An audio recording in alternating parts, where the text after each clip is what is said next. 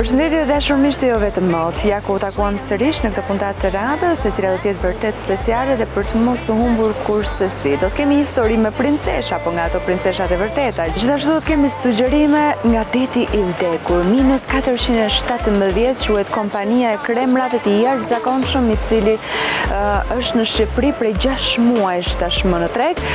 Do t'kemi edhe një stiliste, e cila premton shumë në të ardhmen dhe fundjavë ndryshe me 3 vjetorin e saj. Për aq kohë sa vepruan edhe jetuan, një imazh shumë pozitiv për gruan shqiptare. Jo, janë fuqane shumë të bukura që edhe sot do ishin të denja për sfilatin. Thashtë të dalim në rrugë, ne jemi artistë, dhe të dalim kështu si që jemi dhe të bëjmë disa fotografi. Nga rrugtimet tona që ne bëmë në Izrael dhe duke provuar dhe 417 si një vetë, pam që ishte çuditëbërse. Shkatësore gjyrë minus 417 edhe me ofertë, apo jo? Dhe pas aktivitetit fundjavës ndryshe, ka rreth 30 individa për organizata ndryshme që kanë nisur bëjnë të njëjtën gjë si fundjavë. Ne nuk kemi xheloz. I Republikës jep fondacionit fundjavë ndryshe dekoratën Nën Teresa. Do shkojmë tani në një rrëfim vërtet mahnitës, një rrëfim prej princeshe për 6 princesha të tjera. Elia Zaharia vjen në rrëfim prej shtëpisë së mbretit Zog dhe aktualisht në shtëpinë të cilën ata jetojnë ditët e sotme. Do të na rrëfej për princeshat e kësaj shtëpie, të cilat kanë luajtur një rol vërtet të rëndësishëm në kohën e mbretërisë, qoftë në sport, në turizëm, por edhe në kryqin e kuj shqiptar, dhe duke dhënë një imazh krejt tjetër të gruas shqiptare, qoftë edhe në përbot, por edhe duke ndryshuar mentalitetin që ka qenë aso kohë. Një rrëfim special i cili vjen tani nga Elia Zaharia. Të pashme dhe plot elegancë, në vitet 30, motrat e mbretit Zog ishin shndërruar në ikona të vërteta stili. Por, më tepër se një pikë referimi për modën avantgard të kohës, 6 gratë e familjes Zog u qenë ato të cilat dhanë një shtysë madhore për një revolucion të vërtet kulturor. Ato i kanë dhënë vendit për aq kohë sa vepruan edhe jetuan një imazh shumë pozitiv për gruan shqiptare. Dhe na bën sot Princ Lekën, mua që të flasim për to, të mendojmë për to me shumë krenari.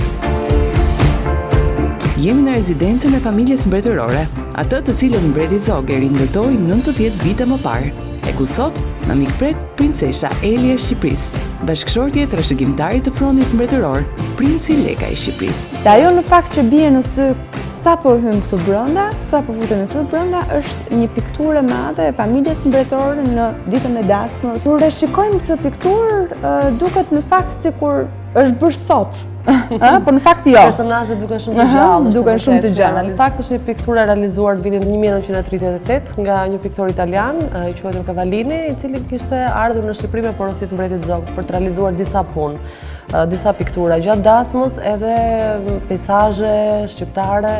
Një pjesë e madhe e tyre janë zhdukur, ne kemi arritur të rigjejmë këtë pikturë mbas shumë vitesh dhe kjo ka ardhur në shtëpinë tonë mbas dasmës. Po si e gjetët? Kemi qenë me shumë fat, një mik i shtrenjtë i yni, i familjes tonë, Jusuf Beshiri, na vuri ndjeni për ekzistencën e kësaj pikture gjatë kohës që ne përgatiteshim për dasëm. Dikush e kishte pikasur në Itali dhe na ndihmoi për të hyrë në tratativa me pronarët e rinj të pikturës, të cilët e kishin ruajtur, restauruar, sepse piktura ka qenë e dëmtuar në 2 vende, qëllimisht, domethënë ka qenë e çarë në 2 vende, tani me së të lirë nuk duket.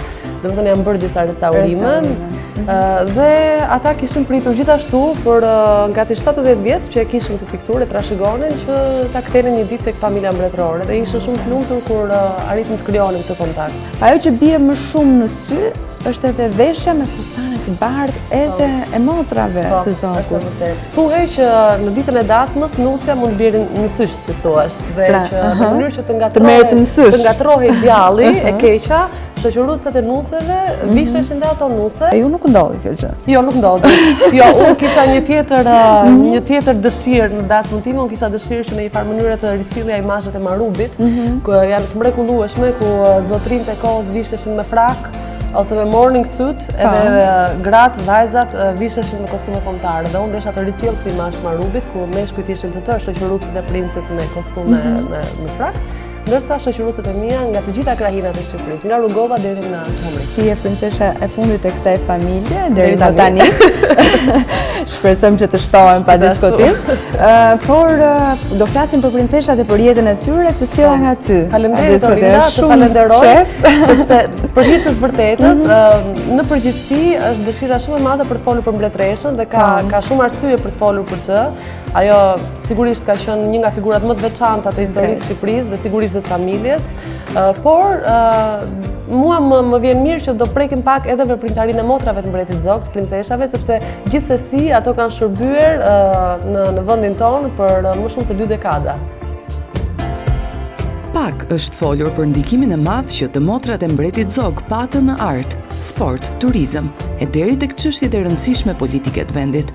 Ky është rrëfimi ekskluziv i Elia Zahrias për 6 princeshat që ndryshuan krejtësisht perceptimin mbi të drejtat e gruas në shoqërinë shqiptare. Duhet të theksuar që në momentin që familja mbretërore në 1939 u detyrua të largohej nga Shqipëria, nuk kanë mundur të marrin shumë objekte personale, garderobat kanë mbetur të tëra. Ata janë objekte të cilat sigurisht kanë qenë në çantat e princeshave, për shembull këtu kemi një fotografi të princeshës së Nijes, që ka qenë motra e dytë. Veçantia e këtij zyrë lapsi përpos dhjetërsisë që ka, janë të shkuar dhe 3 emra. Janë të gdhëndur 3 emrat e 3 princeshave më të vogla në mosh.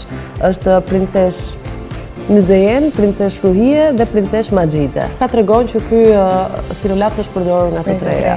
Është një lut në fakt. Mënyra se si është punuar sigurisht mund të lëri të mendosh që është e prodhuar në Shqipëri, mund të ketë qenë një prodhim kombëtar, sepse neve kemi patur, siç kemi edhe sot e kësaj dite, punishtet e filigranit. Dhe pse jo, mund të jetë një pipe e prodhuar në atë kohë. Në atë kohë, pra për motrat, sepse Ka qenë kanë për qenë motrat. objekte të motrave. Kjo ka qenë e motrave, pasi mbreti Zog dhe mbretëresha Geraldini kanë të gdhëndur pipat e tyre me emrat e tyre.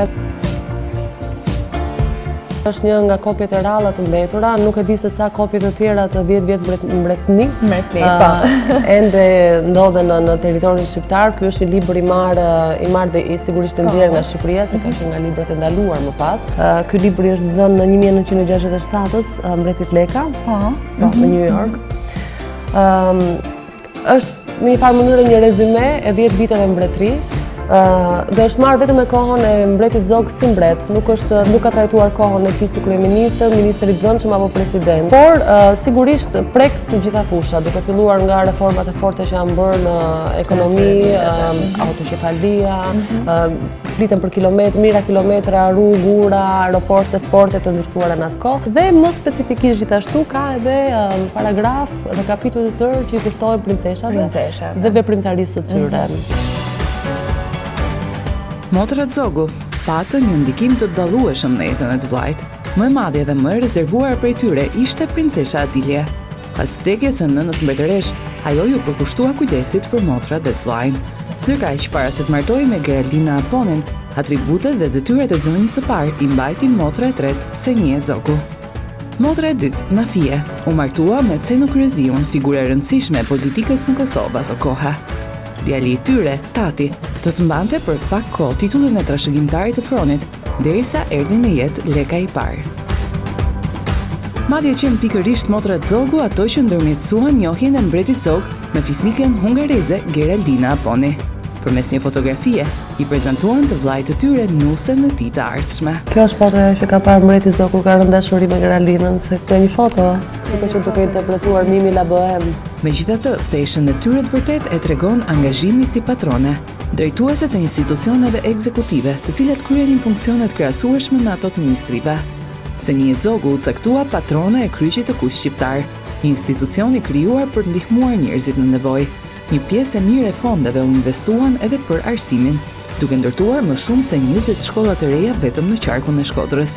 Në të njëjtën kohë, princesh Senija drejtonte shoqatën Gruaja Shqiptare, një hap shumë i madh për barazinë gjinore në vend.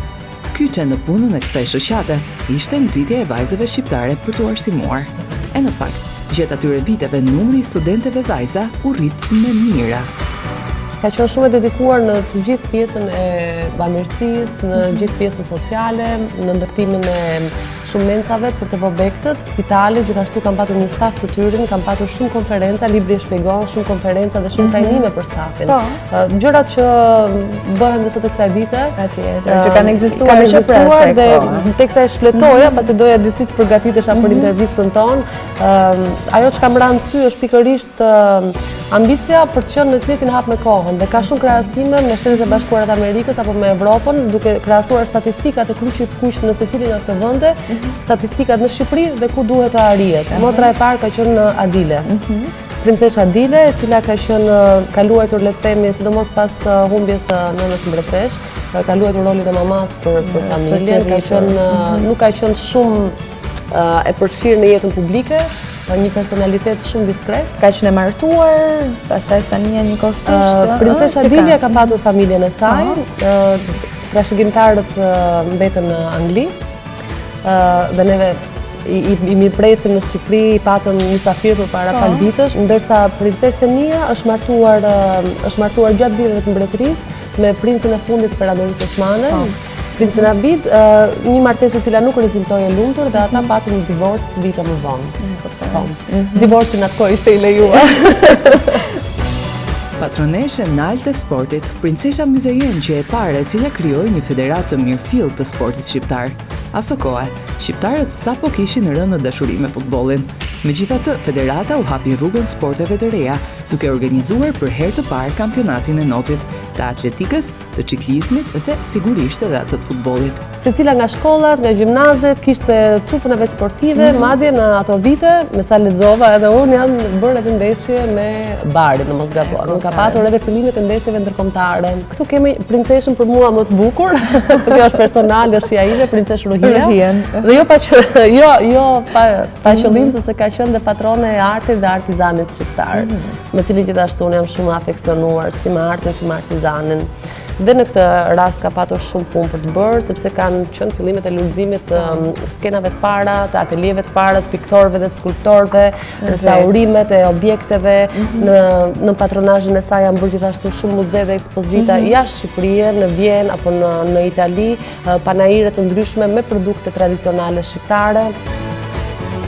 Në 1937, Shqipëria shënoi një numër të pazakontë turistësh për kohën, 5.936 vizitor kurioz për vendin e vogël të Ballkanit. Në fokusin e qeverisë së mbretit Zog, që padyshim përmbysja e imazhit të Shqipërisë si një vend i varfër dhe i pasigurt. Kështu që sigurisht u krijua edhe një ent i posaçëm për turizmin, me patrone më të voglën e motrave, Maxhide Zogu. Jo vetëm ajo u kujdes vetë që rrugët e ishin gjithmonë të pastra e të sigurta, por krijoi edhe lehtësira të jashtëzakonshme për të huajt që donin të hynin në vend. Dhe këtu kemi princeshë Maxhiden, e cila për nga pamja fizike është pak më ndryshe nga motrat e tjera, pasi ka qenë më e gjatë, bjonde, me sy boqelle, ka qenë motra që ngjante në fizionomin mbretit Zog. Unë doja të lexoja letrën që princeshë Maxhidia i ka dërguar shkëlqësisë së tij zotit Misaj Uka, kryetari i Entit Kombëtar të Turizmit. Influenca edukative e turizmit, sidomos nga pikpamja shoqërore, rëndësia e tij e konsiderueshme nga pikpamja ekonomike, detyrojnë që zhvillimit të tij të kushtohet një veprimtari metodike dhe palotshme. Dhe për të eliminuar çdo mos kuptim, që ne sot e kemi keq kuptim, që ka lindur deri më sot, me kënaqësi ja kurdoi Entit Kombëtar të Turizmit kryesinë dhe patronazhin tem të lartë. Turistët që vizitonin Shqipërinë në ato vite pajiseshin me karta turizmi, të cilat i lehtësonin të gjitha veprimtaritë brenda vendit tonë. Merreshin masa shumë të forta për shembull edhe për higjienën e hoteleve, mbikëqyreshin, princesha vetë bënte shpeshherë inspektime në të gjitha vendet turistike shqiptare.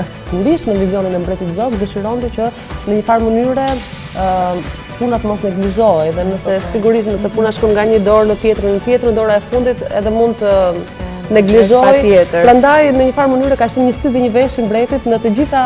Kishte shtrirë tentakulat le të them. Sigurisht dhe princeshat, sigurisht dhe ato ishin jashtëzakonisht shumë efikase në punën e tyre. Kishin gutin për ta bërë Shqipërinë shpejt dhe mirë sipas shembullit evropian. Në momentin që erdhi mbretëresha, marrëdhënia e tyre si vjen e rrëfyer nëpër shkresa, nëpër kujtim. Ta nga librat e Geraldinës, ajo çka unë perceptoj është që për mbretëreshën si thua kalimi nga mbretëria tek jeta në ekzil dhe te vështirësitë, u përjetua me më sportivitet le themi se sa te princeshat. Të paktën si në librin e saj tregon për një vuajtje të thellë të tyre, ndërsa për mbretreshën ishte momenti për të thënë duhet jetojmë, duhet vazhdojmë dhe duhet ta shohim dita ditës jetën se çfarë do na sjellë. Dhe mendoj që moralisht ka qenë ajo që e ka mbajtur fort familjen në ekzil. Ku shkuan? Të gjitha në të njëjtin vend apo u shpërndan secila? Janë shpërndar, për shembull princesha Dilia qëndroi në Britaninë e Madhe, në Angli, aty edhe u vendos familja e saj dhe aty ndroi jetë. Princesh Ruhia më pas ka ndruar jetë në Egjipt. Këto janë gjitha imazhe të funeralit zyrtar të Ka qenë një funeral zyrtar. Ka qenë një funeral zyrtar, jo i zakonshëm. Dhe më pas kemi patur princesh Senien, princesh Majidën dhe princesh Nafien, të cilat kanë ndruar jetë brenda një jave. Një javë nga njëra tjetra. Humbja e mbretit Zog në një farë mënyre ishte gjëja që i ka dëshpëruar më shumë se më njëherë mbas humbjes së vllajt të tyre të dashur që ato e kishin jo vetëm vëlla, po kishin idhull. Në një farë mënyre dëshpërimi i mori njëra mbas tjetrën shumë shpejt. Nga mbreti Zog gjatë funeralit. Ajo që kam ka bërë shumë përshtypje nga fotot, por jo vetëm, edhe nga leximet, është që në të gjitha ballot e korave të mbretërisë, princeshat, më vonë edhe mbretëresha Geraldine, sidomos princeshat, gjithmonë alternonin veshjet mondane me kostume tradicionale shqiptare. Shumë herë i gjejmë princeshat veshura njësoj. Po, ose brenda të njëjtit stil, ose identik njësoj. I shikojmë që janë prezent thuajse në çdo dalje. Po, patjetër. Sepse nga një mentalitet otoman, ku ishte burrja që ishte në vend parë dhe gratë mbuloheshin, fshiheshin në shtëpi, as në sofra nuk merrnin pjesë, mbreti solli një familje të cilët gjithmonë prezantoheshin bashkë dhe gruaja kishte një rol shumë të rëndësishëm. Sot është shumë e thjeshtë, sot vajzat janë të barabarta, me djem, kanë të drejtat e tyre, dalin, kënaqen, vishen. Atëherë jo. Atëherë shumë të nuk perceptohen. Kjo është dita e dasmës së princesës Senies. Prap motrat veshura nuse. Jo vetëm të përfshira në punët e brendshme, motrat Zogu do të udhëhiqnin edhe vizitat e rëndësishme diplomatike jashtë vendit. Por ai që përshkruhet si udhëtimi i jetës për to, që padyshim vizita në Shtetet e Bashkuara dhe më pas në Londër në vitin 1938. Princeshat Muzejen, Ruhie dhe Majide bën një honë në median amerikane teksa më 28 shkurt mbërritën në New York, ku të shoqëruara nga faji Konica takuan ish kryeministrin një të shkurtër të Shqipërisë, Fan Noli. Ky takim ndodhte 14 vjet pasi qeveria Noli u shpërbë, duke sjellë kështu në vend të tij me Zogun. Kam patur një çaj me zorin Roosevelt, që ishte edhe bashkëshortja e presidentit të kohës. Gjithashtu, një nga pikat kryesore të asaj rruge, le të themi, ishte në një farë mënyre edhe pajtimi i mbretit Zog me Fan Nolin. Princeshat ishin të shoqëruara nga faji Konica dhe në një farë mënyre pritja që u bëri Ilzot Noli ishte jashtëzakonshme. Lutja. Gjithashtu edhe mobilizimi i gjithë diasporës, gjithë shoqërisë shqiptare, princeshat janë pritur në mënyrë madhështore dhe kjo pati një reflektim në gjithë media ndërkombëtare. Veshjet e princeshave kanë qenë edhe nga stilistë huaj, sigurisht. Dy shtëpitë kryesore që kanë veshur familjen mbretërore kanë qenë shtëpia Worth edhe Chanel. Atëherë Chaneli ishte në fillimet e veta në vitet 20-30 dhe sigurisht që obori mbretëror shqiptar ishte shumë egzotik. Këtu është mbreti Zog i ri po në kohën e mbretërimit të tij, sepse është me urdhra të mbretëror, bashkë me nënën e tij të ndjerë, princeshat, 4 prej tyre, edhe princ Tati, i cili është djali i princesës Nafies. Këto janë fotot realizuara kam përshtypjen në Vjenë. Ka shumë foto të bukura, kjo është princesha Ruhia. Për mbretin Zog, propaganda 15 vjeçare ishte e pamëshirshme, do me thënë i veshën gjithë të zezat e mundshme, ja mohuan totalisht veprën, interpretuan çdo gjë të tij në vizionin e tyre, në mënyrën e tyre të parë gjërave, kurse për mbretreshën Geraldine askush, as vetë diktatorit nuk ka thënë kurrë një fjalë. Është shumë e çuditshme se si ka ndodhur, qoftë për princeshat, po sidomos për mbretëreshën Geraldine nuk u tha kur asnjë fjalë denigruese apo shpërfillse. Jo, janë fustane shumë të bukura që edhe sot do ishin të denja për sfilatat. Kam përshtypjen një pjesë e garderobës u mor që në kohën e pushtimit fashist. Sepse e di që mbretëresha Geraldine ka patur një korrespondencë me autoritetet italiane, ato ofronin që të rikthehej, t'i kthenin garderobën dhe ajo për arsye se ka qenë akoma regjimi Mussolinit nuk ka dashur asnjë lloj kontakti. Disa dokumente që vërtetojnë që ato kanë marrë jo vetëm garderobën, po edhe shumë prej dhuratave të dasmës. të cilat mbetën të mbyllura në pallatin sot të brigadave, setet e porcelanit që ishin dhurata nga familja e Geraldinës, çdo gjë. Kurora e princeshave ka patur një rrumbullakësi dhe një tjetër vendosje gjethesh, ndërsa kurora e mbretëreshës Geraldin ka qenë mbi një bazë lulesh. Dhe kur e shikon këtë foto, do kështë dashur në njërë të ktheheshe? Si vëzhguese. Si vëzhguese. Unë e dua shumë historinë dhe sigurisht që në formimin e shtetit shqiptar do kisha pasur një kuriozitet jashtëzakonshëm, sikur vetëm nga ana e arkitekturës apo për të parë atë kalimin nga një shoqëri fanatike në një shoqëri që i drejton syt drejt Europës, për të parë ndikimin që patën trupi diplomatik amerikan, anglez, me zonjat e tyre që sillen me modën nga vendet e tyre. Dhe shoqëri shqiptare që, si thuash, rilindte mbas 500 viteve skllavëri në kuptimin intelektual, pasi për hir të së vërtetës Imperadoria Osmane në Shqipëri nuk investoi në kulturë dhe në dije. Kështu që shkollat e para, bursat e para që jepeshin, fillimi, më pëlqen gjithmonë, fillimi është gjithmonë i bukur. Kaq, është për të vazhduar. Është për të vazhduar nga Elja, sepse është albumi yt. Është albumi Është albumi yt, të cilin ti po e përgatit me aq shumë vëmendje. Ky është një album që është i rëndë, është shumë i rëndë dhe ta mbash, me element të punuar, me stemën, me krenare. Ky është një album që kam përshtypjen një nga gjërat që kanë marrë me vete kur kanë ikur, vështirë ta mendoj që është realizuar më vonë. Shumë ekskluziv si album, ka foto të cilat shumë prej tyre nuk kanë dalë dhe nuk ka dalë. Për hir të së vërtetës edhe mbretëresa Sadia ka qenë një figurë jashtëzakonisht e rëndësishme për mbretin Zog dhe për kohën që ai mbretroi, pasi ka qenë këshilltarja e tij më e rëndësishme. Me një jetë shumë të vështirë, pasi rriti fëmijë e vetme, e humbi bashkëshortin shumë shpejt, përgatiste trupa ushtarake, kështu sa herë mati ka qenë duke luftuar në kufi, qoftë nga Malizi, qoftë nga Serbia, dhe shumë mbreti Zog fare i ri ka dalë 17 vjeç edhe më përpara në luftra të ndryshme. Në betejë në Shkodër, për shembull, kjo është një foto interesante. Kjo është një foto e princeshave në një nga plazhet, edhe kostumet e banjës ngjalën shumë në atë kohë fustaneve. Kjo më pëlqen. Këtu janë 4 motra. Këtu janë 4 dhe unë kam vështirë të identifikoj, sepse këto janë shumë të reja. Për shembull, kjo është e lehtësisht e identifikueshme, është princesë Senia me maman e tyre. Kjo ndoshta është Maxhidja, në mos gaboj, ose Adilia, princesha Mizejen. Gjithmonë të kuruara në shtëpi. Foto personale, i sjell një dimension njerëzor, sepse gjithmonë personazhet historike mësuar t'i shohim nga larg, shumë distant, gati sikur nuk janë të prekshëm, vetëm pozojnë gjithkohës në një realitet krejt tjetër. Kjo mua më bën të kuptoj dëshirën dhe etjen e madhe për emancipimin e gruas, për ta bërë faktor, si thuash, në shoqërinë shqiptare, në vendimmarrje. Edhe është shumë e rëndësishme, si thuash, edhe shumë krenari për neve që hapat e parë drejt kësaj kemi patur që në ato vite. Vende tjera kanë arritur votën e gruas shumë më vonë se ne.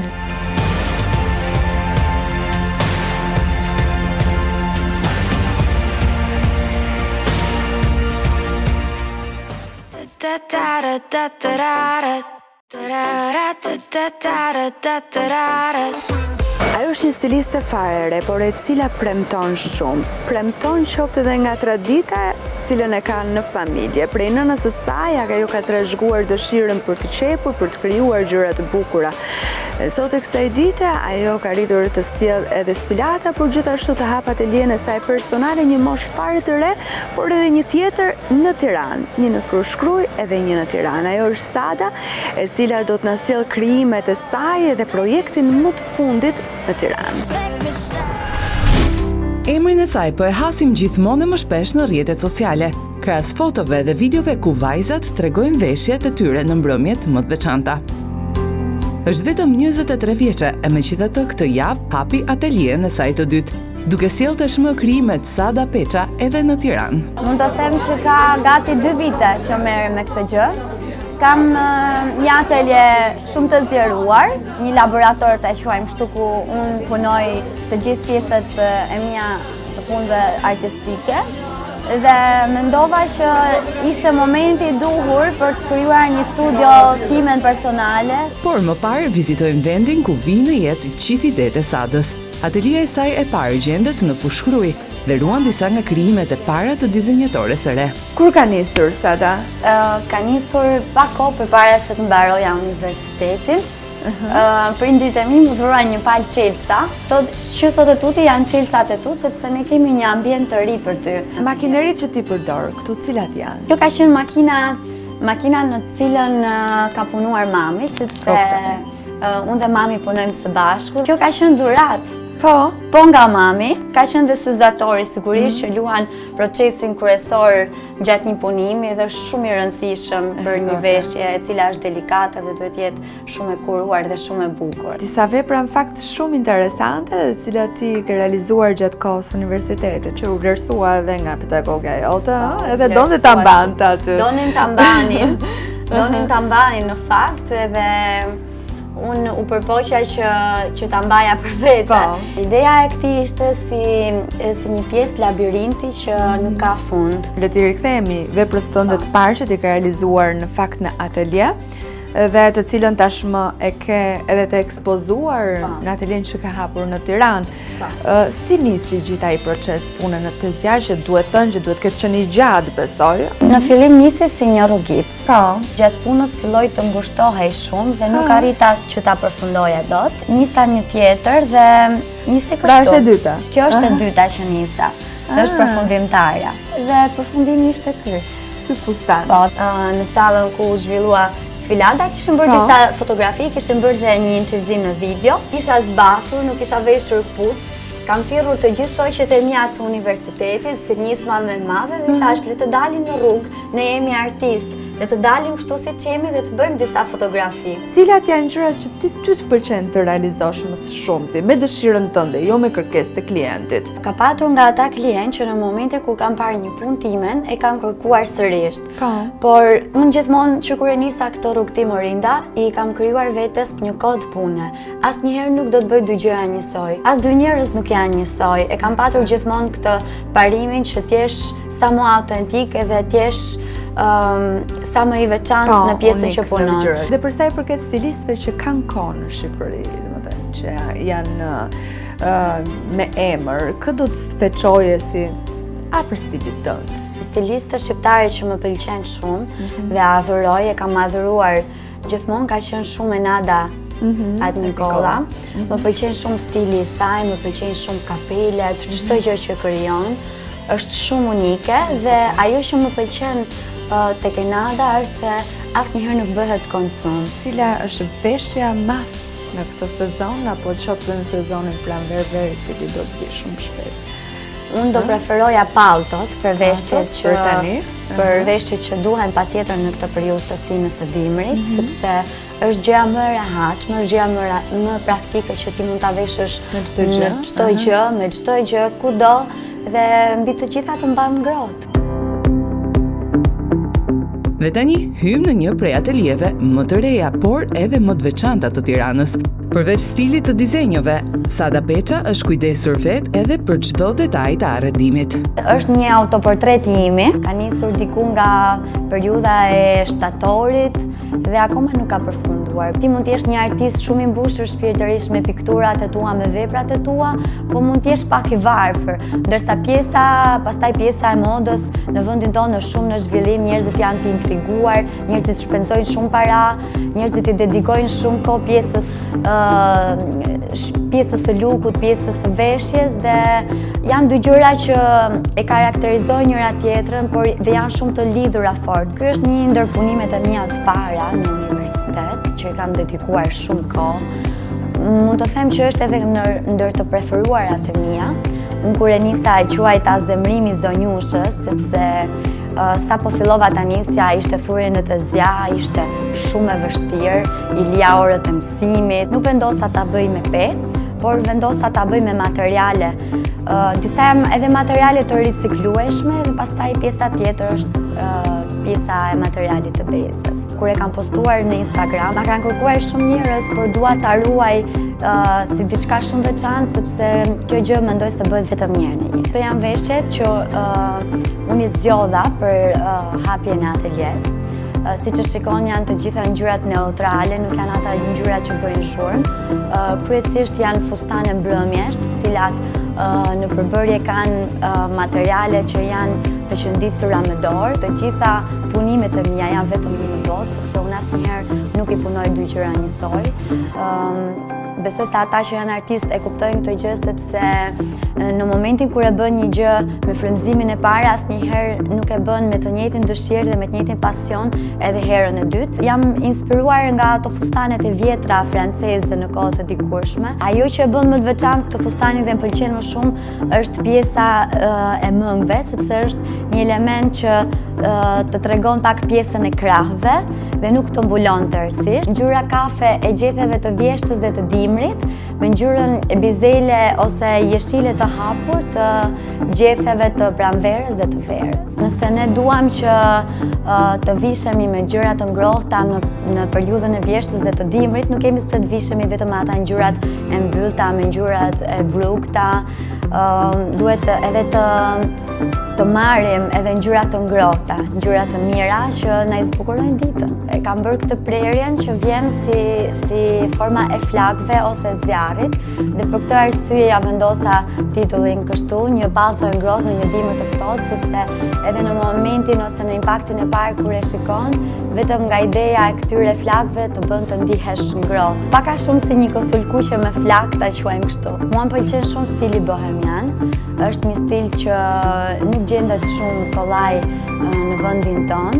Edhe pikërisht kjo ishte ideja e drurit, doja që të kishte aromë druri, doja që të kishte pupla, doja që të kishte ngjyra të qeta, të kishte lëkura, të kishte jastek të vjetër. Druri është i gdhendur, është dru i djegur. Doja që të kishte sa më shumë originalitet. Pastaj vjen kjo pjesa poshtë, të cilën kam vendosur ta përdor si një pjesë ku vajzat do qëndrojnë mbi të dhe do provojnë fustane. Djemt të cilët i kanë punuar ishin specialist druri. Doja që çdo gjë të ishte ashtu siç e kisha menduar dhe i dërgoja gjithmonë mesazhe të tipit që shiko, të lutem, digjini sa më shumë, gdhendini sa më shumë, pastaj për pjesën tjetër ja u kam lënë natyrën në dorë. Nuk doja diçka ku njerëzit, një lloj koltuku ku njerëzit të uleshin dhe të mbështeteshin, doja diçka që të kishte më shumë atë ndjesinë si në shtëpi. Sipër kam vendosur një lëkurë deleje.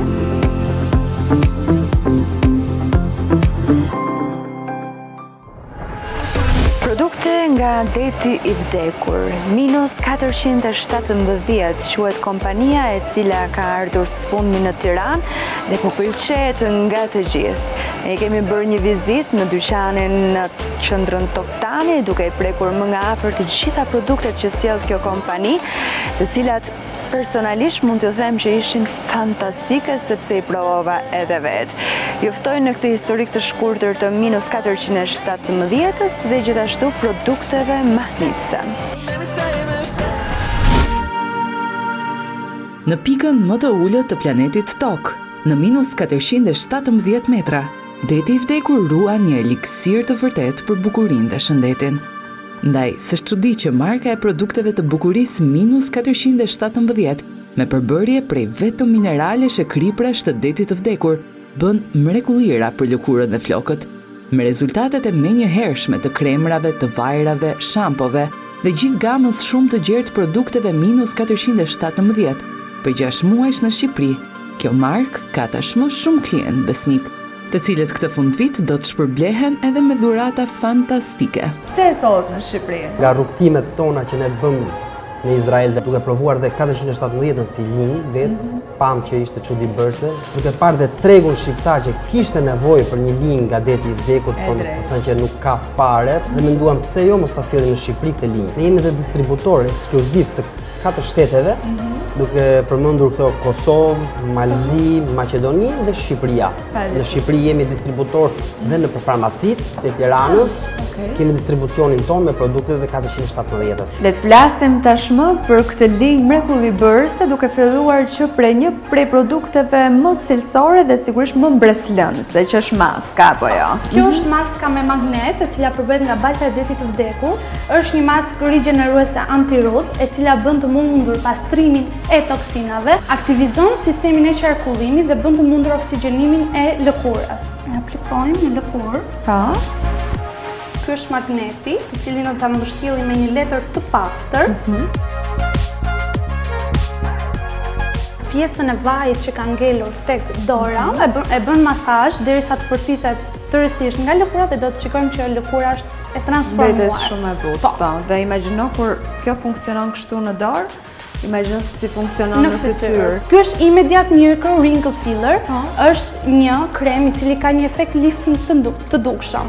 Përmban kolagjen i cili bën të mundur që lëkura të jetë e lëmuar dhe të shkëlqej. Le të shkojmë tek linja tjetër, sërish e -417-s. Do kalojmë te linja e kontrollit kohor. E fillojmë nga Time Control Recovery A krem, i cili është një krem rigjenerues anti-rudh, i cili bën të mundur nga dalsimin e shenjave të plakjes, përmban retinol, i cili është shumë i rëndësishëm për të luftuar rrudhat dhe gjithashtu përdoret 4 herë në vit si një muaj trajtim i plot. Në çdo 3 muaj përdoret një muaj trajtim, pas 3 muajsh fillon dhe bëhet trajtimi tjetër. Një tjetër produkt. Një tjetër produkt është serumi i syve. Bën të mundur reduktimin e rrudhave, heqjen e rrafëve të zi dhe gjithashtu fryrjet poshtë syve. Ky koleksion përbëhet nga maska zbarduese, kremi natës zbarduese, kemi gjeli larës zbardues dhe kremin e duarve zbardues. Kjo linjë në përgjithësi bën të mundur zbardhjen e njollave të diellit, e shenjave të ndryshme që mund të kesh në fytyrë, të hiperpigmenteve si dhe njollat e shtatzanisë. Gjeli larës bën të mundur pastrimin e make-upit. Gjithashtu, kremi duarve është shumë i rëndësishëm sepse përmban agjent mbrojtës ndaj diellit, bën të mundur eliminimin e shenjave të moshës në duar dhe hidratimin e tyre. Një tjetër produkt është edhe maska, përdoret 1 ose 2 herë në javë. Gjithashtu dhe kremi natës përdoret 1 ose 2 herë në javë. Përpos locioneve trajtuese, ikona të bukurisë së pa kohë si Jennifer Lopez theksojnë se sekreti numër 1 për lëkurën e tyre është pastrimi. Mjafton të dish se papastërtitë bllokojnë porët e lëkurës duke mos e lejuar atë të prodhojë substancat natyrale që ndalojnë tharjen, formimin e akneve dhe më të tmerrshmet, pikat e zeza. Megjithatë, duhet të tregojemi tepër të kujdesshëm me pastruesit e fytyrës, pasi një pastrues jo i mirë mund t'ju shkaktojë deri në irritim të lëkurës. Ndaj, produkte të buta si qumshti pastrues apo pastruesit kremoz janë më të rekomandueshmit. Dhe për fat të mirë, tek -417, këto i gjeni në cilësinë më të lartë. Qumshti, i cili është një larës pastrues make-upi, bën të mundur pastrimin e poreve dhe hidratimin e lëkurës. Gjithashtu kemi dhe tonikun, i cili përdoret gjithmonë pas qumshtit pastrues, bën të mundur ngushtimin e poreve dhe mban pH-in normal të lëkurës. Ky është gjeli larës për të gjitha llojet e lëkurave, përmban ujin e detit të vdekur dhe bën të mundur pastrimin e make-upit. Gjithashtu hidraton dhe ushqen lëkurën. Një tjetër produkt i rëndësishëm është facial micro lufa foaming gel, përmban fasulet lufa dhe ky gel larës është në trajtjen e disa kokrizave si tip scrubi që bëjnë të mundur relaksimin dhe hidratimin e lëkurës. Hidratanti me vitamina në përgjithësi është një hidratant i cili përdoret vetëm për fytyrat e ndryshme. Ky është sapuni me balt, është një sapun me baltën e detit të vdekur, i cili bën të mundur pastrimin e yndyrës dhe akneve në fytyrë. Sapuni i dytë përbëhet nga mineralet e detit të vdekur, si për të gjitha llojet e fytyrave dhe bën të mundur hidratimin e saj. Gamës të hidratimit sigurisht nuk mundi mungojnë as maskat, apo jo? Kjo është maska me argjil, me baltën e detit të vdekur. Pastron thellësisht yndyrën dhe papastërtitë ndryshme që mund të marrë fytyra gjatë ditës. Maska pil është në përgjithësi për lëkurat shumë të ndjeshme dhe të kuqe. Kjo është kripa katarsis, është kripa nga deti i vdekur, e cila bën të mundur relaksimin dhe qetësimin gjatë dushit. Kjo krip gjithashtu ndihmon në mirëmbajtjen e këmbëve. Kjo është balta e detit të vdekur, është baltë e pastër nga deti i vdekur, bën të mundur eliminimin e dhimbjeve të kockave dhe të muskujve, gjithashtu tendos dhe shtrëngon lëkurën. Tu jemi te locioni anticelulit. Ky është një locion shumë i rëndësishëm, tu përmban fito, i cili është i testuar kimikisht për të rritur fortësinë e kofshëve dhe të gjunjëve. Kjo pjesa këtu është body butter, të cilin ne kemi në 3 aroma, e kemi në qumësht dhe mjal, e kemi në kiwi dhe mango dhe lavandër. Ashtu si për fytyrën, është shumë e rëndësishme që po këtë kujdes t'ia kushtojmë edhe trupit. Një dush i thjesht nuk i mjafton lëkurës suaj. Masazhimi i lëkurës me skrab apo siç njihet ndryshe eksfolim siguron pastrimin e lëkurave të vdekura dhe e mban lëkurën të pastër, të butë e të ushqyer. skrabi i trupit, gjithashtu është në të njëjtat aromat si body butter, vetëm se ky përbëhet nga mikrokokrizat e kripës së detit të vdekur dhe gjithashtu vajrat esencial. Këto duken pjesët e mikrokokrizave të kripës, gjithashtu dhe vajrat esencial. Do të shohim që në lëkurë do ngelet një pjesë fajore dhe Sa herë në javë sugjerohet që të bëhet? 1 ose 2 herë në javë. Pa të diskutim ndjet butësia edhe më tepër dhe po të shikojmë ka dhe një lloj shkëlqimi në duar, ashtu si kundër e bën veprimin në përduar, e bën në të gjithë trupit. Po, mund të aplikojmë gjithashtu dhe body butter me të njëjtën aromë. Vërtet shumë e mirë dhe ndjehet me njerë, ka një efekt të menjëhershëm. Për ajo që shikojmë më poshtë është edhe linja e shampove. Po, ne kemi shampon me balën e detit të vdekur, e cila është shumë e rëndësishme për dendësinë e flokëve, për hidratimin e tyre, eliminimin e majave të dyfishta, këputjes të flokëve dhe normalisht ndriçimin dhe shkëlqimin e flokëve. Kjo është shampoja me minerale, e cila bën të mundur hidratimin, volumin e flokëve, gjithashtu ju jep një shkëlqim. Balsami bën të mundur zbutjen e flokëve, flokët tanë nuk do të jenë më siç ishin, por do të jenë më të mëndafsht dhe më të shkëlqyeshëm.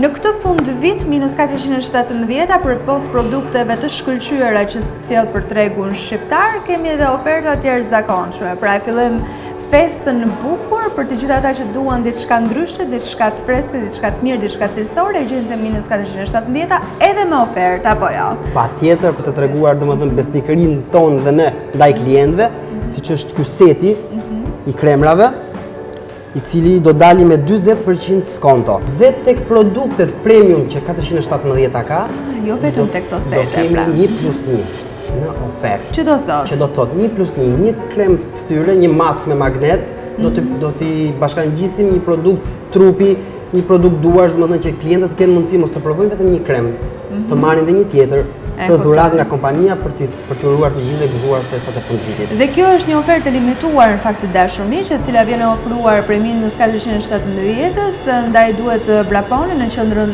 Top Tani, por gjithashtu edhe në qendrën tregtare Coin, ku ju keni mundësi që të përzgjidhni ndër produkte të shumta që ka minus 417. Ajo që vëmë në re në fakt është përpos këtij seti që ne kemi këtu, kemi disa sete të tjera të cilat ju mund të gjeni të gjitha vetëm në dyqanet e minus 417. Tu kemi pothuajse çdo produkt dhe duke llogaritur që mund t'i provojmë të gjitha. Dhe duhet thënë që para pak javësh CEO i kompanisë minus 417 erdhi në Shqipëri, erdhi në dyqanin tuaj për ta sjellë edhe më afër pranë publikut minus 417, duke e provuar në fakt edhe në individ të ndryshëm produktin.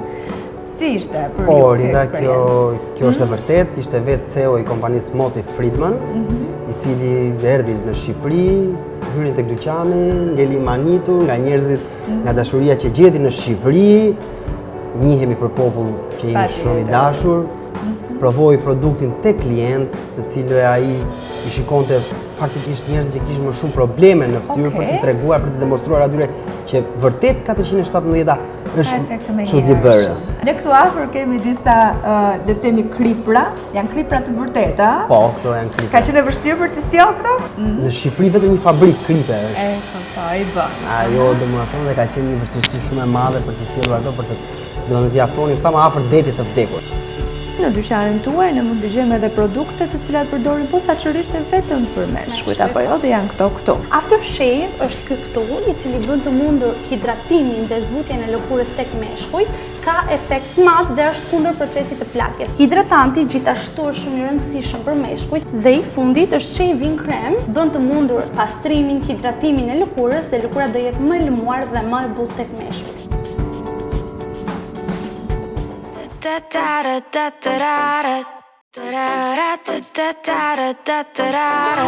Fundjavë ndryshe, festoi ditën e djeshme 3 vjetorin e saj.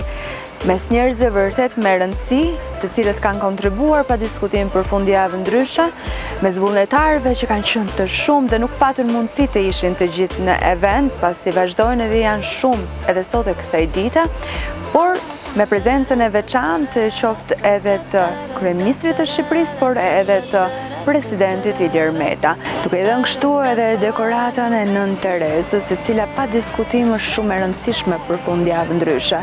Por misioni i fundjavë ndryshe nuk përfundon këtu. Kemi ende shumë për të parë nga kjo fundjavë, nga këto vullnetarë të cilët mblidhen çdo ditë në fakt, jo vetëm në fundjavë, për t'i ardhur më pranë njerëzve në nevojë. Cila do t'jetë surpriza e radhës, e zbulojmë.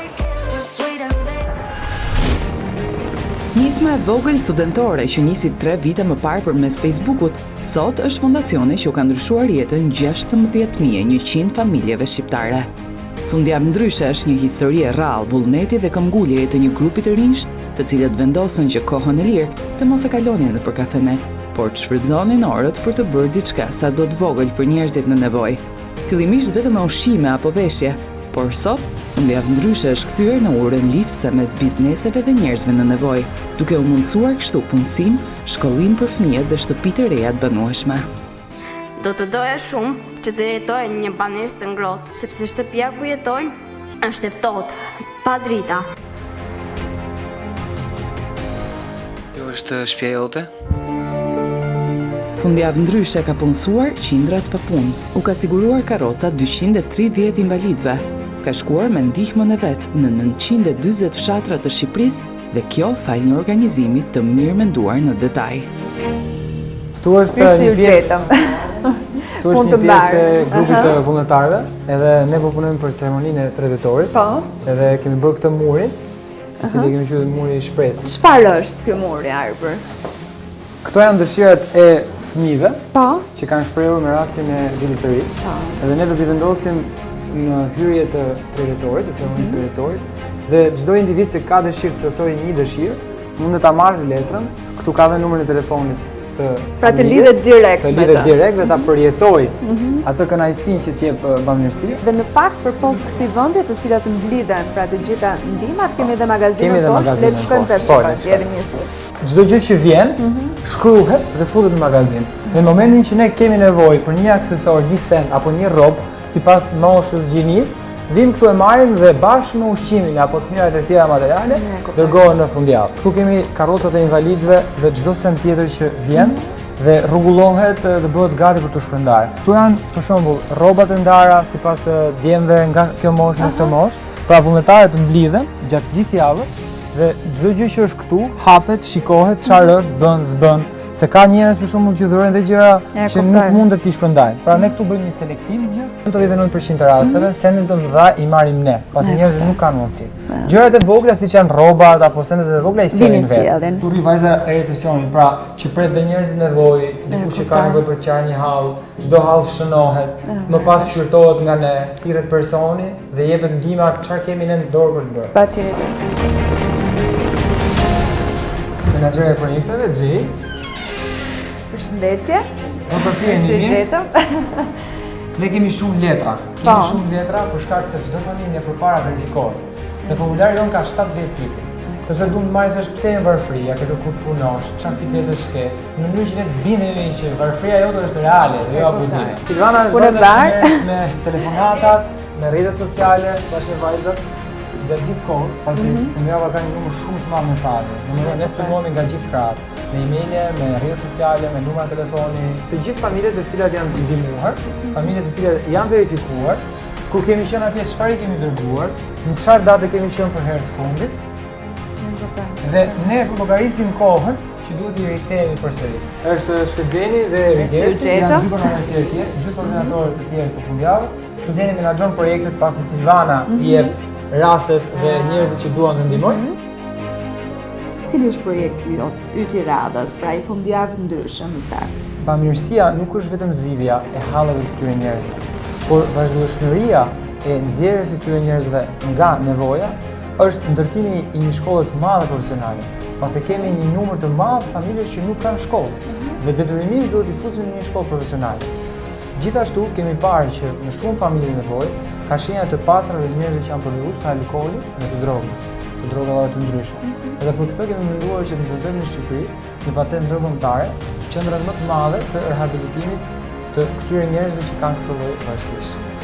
Dhe e treta janë dy magazina shumë të mëdha, sepse ne duam këtë që bëjmë sot, që nuk kemi vënd, faktikisht, ta bëjmë në për masa më të mëdha. Nuk e kishim menduar kur se fundjava do bështe kaq shpejt rrit frymëzimi për shqiptarët dhe shpresë për ndërmarrje. Fundjava ndryshe bën vetëm lidhjen midis biznesit dhe familjes varfër. Pra, ndryshe nga gjithë këto donatorët që morin paratë në dorë mëse ne çak të proshko ke fukaraj. Qëllimi kryesor për 2019 është të bëj bamirësi të jem pjesë e tyre në një kauzë të caktuar. Të bëjmë doktoresh dhe do të shëroj motrën dhe prindrit e mi. Jemi në zgjedhje të një apartamenti të ri, ku familja aktualisht më vjen keq, po e them si tyre, po jeton në një barak. Gjatë kohës që fundjava është krijuar, ne i krijuam përshtypjen njerëzve, gjithë publikut shqiptar që është e thjeshtë të bësh një shtëpi për një nevojë. Dhe pas aktivitetit fundjavës ndryshe, ka rreth 30 individa për organizata ndryshme që kanë nisur bëjnë të njëjtën gjë si fundjava. Ne nuk kemi xheloz. S'ka gjë. Sepse arsyeja për cilën nisi ky aktivitet ishte për të zgjuar njerëzit dhe për të thënë se këtë vend ka shpresë. Ne ka nevojë. Mirë, kemi edhe dekorim dhe presidenti. Si është për ty? Është emri i Nën Teresës dhe është simboli i bamirësisë botërore. Dhe dedikimi për kauzën e tyre gjen shprehjen më të bukur në fjalët e Shën Nën Teresës. Ne e di mirë që kjo që bëjmë është vetëm një pikë në oqean. Presidenti i Republikës i jep Fondacionit Fundjavë Ndryshe dekoratën Nën Teresa. E këtë dekoratë u takon të gjithë atyre që kanë qenë pjesë e nismës së bamirësisë që me guxim zgjodhi të sfidojë varfërinë.